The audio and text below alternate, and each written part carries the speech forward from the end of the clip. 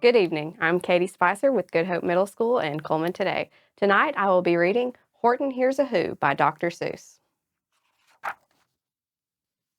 On the 15th of May in the jungle of Nool, in the heat of the day, in the cool of the pool, he was splashing, enjoying the jungle's greatest joys, when Horton the elephant heard a small noise. So Horton stopped splashing. He looked towards the sound. That's funny, thought Horton. There's no one around. Then he heard it again, just a very faint yelp, as if some tiny person were calling for help. I'll help you, said Horton, but who are you? Where? He looked, and he could see nothing there, but a small speck of dust blowing past through the air. I say, muttered Horton, I've never heard tell of a small speck of dust that is able to yell. So you know what I think? Why, I think that there must be some one on top of that small speck of dust, some sort of creature of very small size, too small to be seen by an elephant's eyes. Some poor little person who's shaking with fear that he'll blow in the pool and has no way to steer. I'll have to save him because, after all, a person's a person, no matter how small. So gently, and using the greatest of care, the elephant stretched his great trunk through the air, and he lifted the dust speck and carried it over and placed it down safe on a very soft clover. Humph, humped a voice. 'Twas a sour kangaroo, and a young kangaroo in her pouch said humph too. Why, that speck is as small as the head of a pin. A person on that, why, there has never been.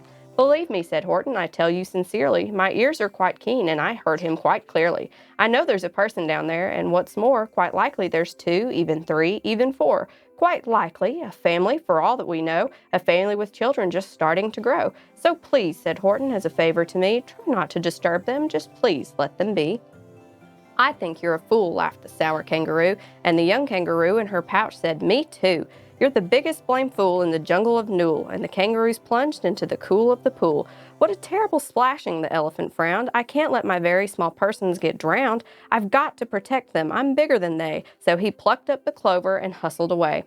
Through the high jungle treetops, the news quickly spread. He talks to a dust speck. He's out of his head. Just look at him walk with that speck on that flower. And Horton walked, worrying, almost an hour. Should I put this speck down? Horton thought with alarm. If I do, these small persons may come to great harm. I can't put it down, and I won't, after all. A person's a person, no matter how small. Then Horton stopped walking. The speck voice was talking. The voice was so faint he could just barely hear it. Speak up, please, said Horton, and he put his ear near it.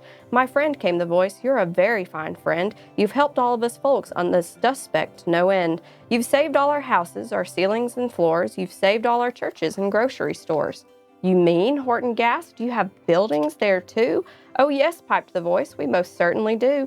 I know, called the voice, I'm too small to be seen, but I'm mayor of a town that is friendly and clean. Our buildings to you would seem terribly small, but to us, who aren't big, they're wonderfully tall. My town is Whoville, for I am a Who, and the Whos are all thankful and grateful to you. And Horton called back to the mayor of the town, you're safe now, don't worry, I won't let you down. But just as he spoke to the mayor of the speck, three big jungle monkeys climbed up Horton's neck. The Wickersham brothers came shouting, what's rot? This elephant's talking to Whos who are not. They aren't any Whos, and they don't have a mayor, so we're going to stop all of this nonsense. So there. They snatched Horton's clover, they carried it off to a black-bottomed eagle named Vladikoff, a mighty strong eagle of very swift wing, and said, will you kindly get rid of this thing? And before the poor elephant could even speak, the eagle flew off with a flower in its beak. All that late afternoon and far into the night, that black-bottomed bird flapped its wings fast in flight, while Horton chased after with groans over stones that tattered his toenails and battered his bones, and begged, please don't harm all my little folks, who just have as much a right to live as us bigger folks do. But far, far beyond him, that eagle kept flapping, and over his shoulder called back, quit your yapping. I'll fly the night through. I'm a bird, I don't mind, and I'll hide this tomorrow where you'll never find it. And at 6:56 the next morning he did it. It sure was a terrible place that he hid it. He let that small clover drop somewhere inside of a great patch of clovers 100 miles wide. Find that, sneered the bird, but I don't think you will fail, and he left with a flip of his black-bottomed tail. I'll find it, cried Horton. I'll find it or bust. I shall find my friends on that small speck of dust. And clover by clover with care, he picked up and searched them and called, are you there? But clover by clover he found that one that he sought was just not around. And by noon poor old Horton, more dead than alive, had picked, searched, and piled up 9,005. Then on through the afternoon, hour after hour, till he found them at last on the 3 millionth flower. "My friends," cried the elephant, "tell me, do tell, are you safe, are you sound, are you whole, are you well?" From down on the speck came the voice of the mayor. "We've really had trouble, much more than our share. When that black-bottomed birdie let go and we dropped, we landed so hard that our clocks have all stopped. Our teapots are broken, our rocking chairs smashed, and our bicycle tires blew up when we crashed. So Horton, please," pleaded the voice of the mayor's, "will you please stick by us Whos while we make our repairs?" "Of course," Horton answered, "of course I will stick. I will stick by you small folks through thin and through thick." "Humph," humped a voice. "For almost 2 days you've run wild and insisted on chatting with persons who've never existed. Such carrying-ons in our peaceable jungle. We've had quite enough of your bellowing bungle, and I'm here to state," snapped the big kangaroo, "that your silly, nonsensical game is all through." And the young kangaroo in her pouch said, "Me too." With the help of the Wickersham brothers and dozens of Wickersham uncles and Wickersham cousins and Wickersham in-laws who've helped I've engaged, you're going to be roped and you're going to be caged. And as for your dust speck, that we shall boil in a hot steaming kettle of bezel nut oil. "Boil it," gasped Horton. "Oh, that you can't do. It's all full of persons, and they'll prove it to you."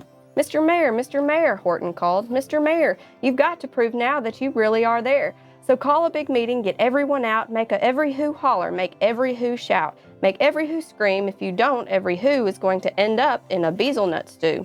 And down on the dust speck, the scared little mayor quick called a big meeting in the Whoville town square. And his people cried loudly, they cried out in fear, "We are here, we are here, we are here, we are here." The elephant smiled, that was clear as a bell. "You kangaroos sure heard that very well." "All I heard," snapped the big kangaroo, "was the breeze and the faint sound of a wind through the far distant trees.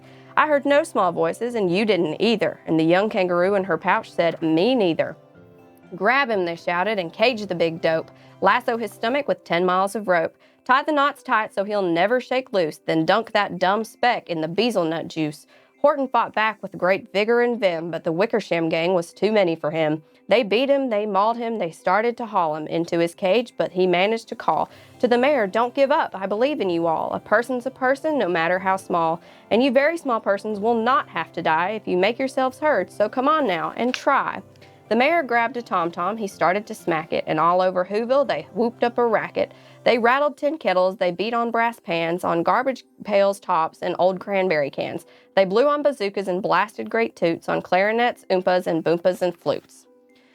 Great gusts of loud racket rang high through the air. They rattled and shook the whole sky, and the mayor called up through the howling, mad hubbub, "Hey, Horton, how's this? Is our sound coming through?" And Horton called back, "I can hear you just fine, but the kangaroo's ears aren't as strong quite as mine.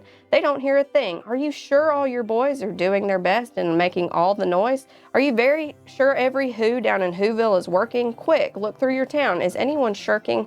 Through the town rushed the mayor from the east to the west, but everyone seemed to be doing his best. Everyone seemed to be yapping or yipping, everyone seemed to be beeping or bipping. But it wasn't enough, all this ruckus and roar. He had to find someone to help him make more. He raced through each building and searched floor to floor, and just as he felt he was getting nowhere and almost about to give up in despair, he suddenly burst through a door that the mayor discovered one shirker hidden quite away in the Fairfax apartments, apartment 12J. A very small shirker named Jojo was just standing and bouncing a yo-yo, not making a sound, not a yip, not a chirp. And the mayor rushed inside and grabbed the young twerp. Then he climbed with the lad to the Eiffelberg Tower. "This," cried the mayor, "is your town's darkest hour. The time for all whos who have blood that is red to come to the aid of their country," he said. "We've got to make noise in greater amounts, so open your mouth, lad, for every voice counts." Thus he spoke as he climbed, and when they got to the top, the lad cleared his throat and he shouted out, "Yop!" And that yop, that one small extra yop, put it over. Finally, at last, from that speck on that clover, their voices were heard. They rang out clear and clean. The elephant smiled. "Do you see what I mean? They've proved they are persons, no matter how small, and their whole world was saved by the smallest of all." "How true, yes, how true," said the big kangaroo. "And from now on, you know what I'm planning to do? From now on, I'm going to protect them with you." And the young kangaroo in her pouch said, "Me too. From sun in the summer, from rain when it's fallish, I'm going to protect them no matter how smallish." Good night and sweet dreams.